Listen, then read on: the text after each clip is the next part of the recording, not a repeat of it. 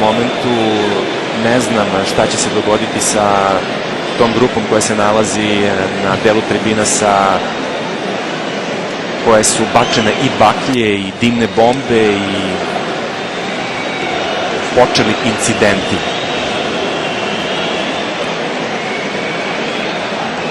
I koji se očigledno nastavljaju. Izgleda da ovaj momak nema nameru da se zaustavi tamo gde je počeo.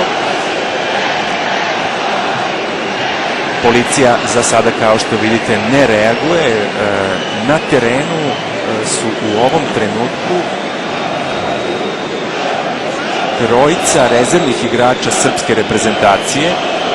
Miloš Ninković, Pavle Ninkov i trećeg ne vidim. Svi ostali su, mislim da je to Danko Lazović, svi ostali su otišli u slačionicu. Na terenu se nalazi on trenutku i orkestar koji bi trebalo da svira himne.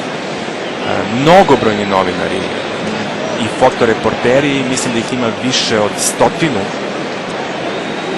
Iza policajaca u ovom trenutku pojavljuju se i ljudi iz stadionskog obezbeđenja.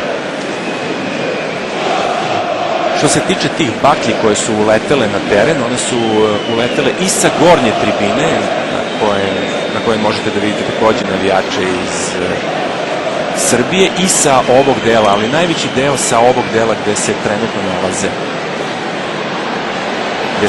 nalaze ovi navijači koji su u kadru. Dakle, i sa ovog dela tribine je poletela jedna baklja, ali najveći deo njih ovde sa tog donjeg dela tribine stadiona Luigi Ferraris, koji se nalazi okružen zgradama. Dakle, on je blizu centra ovog grada, koji ima u tom jezgru oko 600.000 stanovnika. Evo Ninkova, Lazovića i Ninkovića.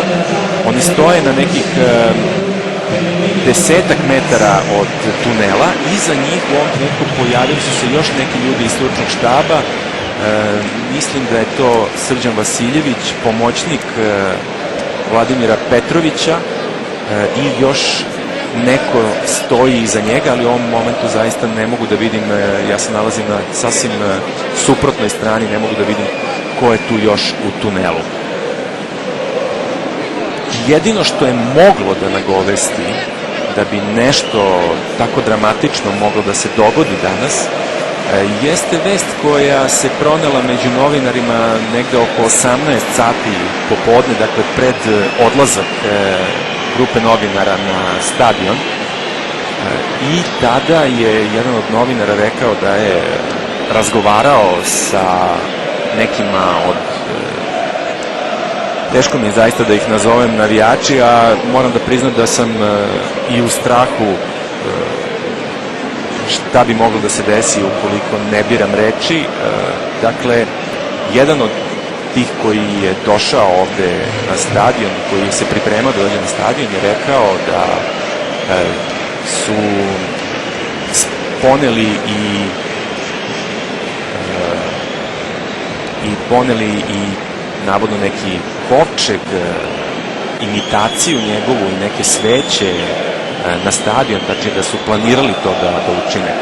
Videli ste jedan transparent na italijanskom, lako prevodiv, Kosovo je srce Srbije.